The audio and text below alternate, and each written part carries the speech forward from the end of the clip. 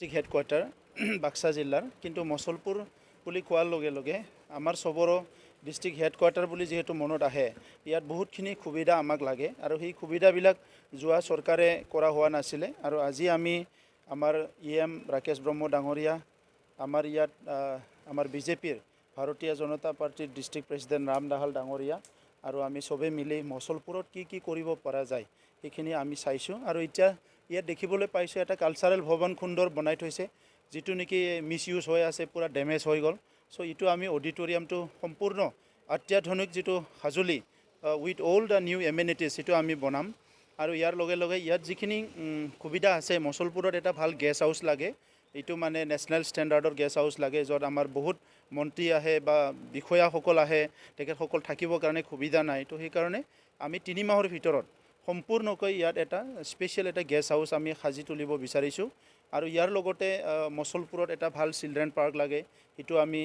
সজাব বিচাৰিছো এখন লাইব্ৰেৰী ইয়াত বিল্ডিং বনোৱা হৈছে লাইব্ৰেৰীখন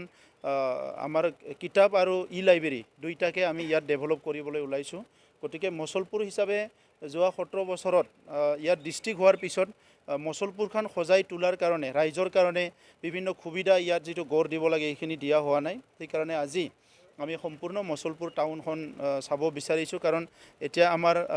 ইয়াত টাউন কমিটি হৈ গ'ল আৰবান ডেভেলপমেন্টৰ কামবিলাক হ'ব তো এই কাৰণে আমি পৰিদৰ্শন কৰিছো কি অলৰেডি বনাই থোৱা ইয়াত মানে আমাৰ বিভিন্ন মানে প্ৰভিজন বিলাক আছে তো হিখিনি আমি ইউটিলাইজ কৰিম আৰু নতুনকৈ যত প্ৰয়োজন হেতু আমি খজাম খুব মানে ভাল এটা খবৰ কাৰণ সাৰে বহুতো টাইম আমাৰ মছলপুৰ অঞ্চলত